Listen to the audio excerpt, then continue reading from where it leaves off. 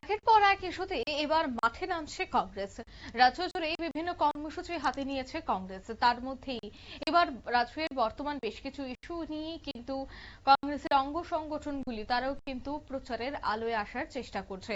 তার মধ্যে আজ দেখা গেল যে পশ্চিম ত্রিপুরা জেলা শাসকের কাছে ত্রিপুরা প্রদেশ কিষাণ কংগ্রেসের উদ্যোগে 6 দফা দাবি আদায়ের লক্ষ্যে পশ্চিম ত্রিপুরা জেলা শাসকের নিকট ডেপুটেশন প্রদান করেন রাজ্যের কৃষক সংশ্লিষ্ট বিষয় নিয়ে।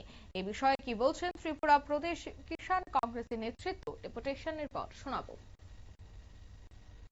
প্রধানমন্ত্রী নরেন্দ্র মোদী আজকে দিনের ভারত কৃষকদের আয় দ্বিগুণ করবে এই শপথ নিয়ে বড় বড় জনসভাতে প্রতিশ্রুতি দিয়ে ক্ষমতায় এসেছে।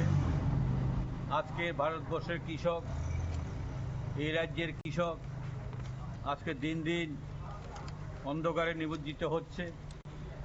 তাদের বিভিন্ন সমস্যা আমরা উপলব্ধি করতে পেরে আজকে ডিএম মহোদয়ের নিকট ওয়েস্ট ত্রিপুরা আমরা 6 দফা দাবির ভিত্তিতে ডেপুটেশন দিতে যাচ্ছি।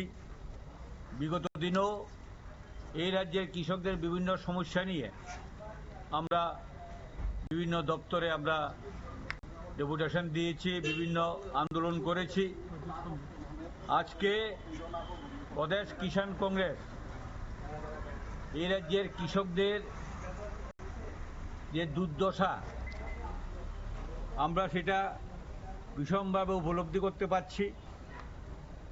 যেখানে এক যুগ পার হয়ে গিয়েছে, 12 বছর পূর্তি উৎসব পালন করছেন, লজ্জা হয় না এই সরকারের যে এমএসপি স্বামীনাথনের সুপারিশ ক্রমে?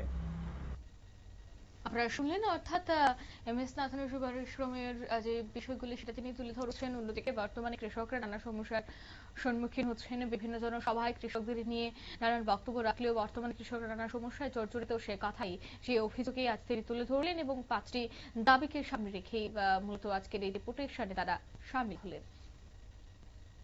নিয়ে নিচ্ছি ছোট্ট একটি বিজ্ঞাপন বিরতি, সঙ্গে থাকুন।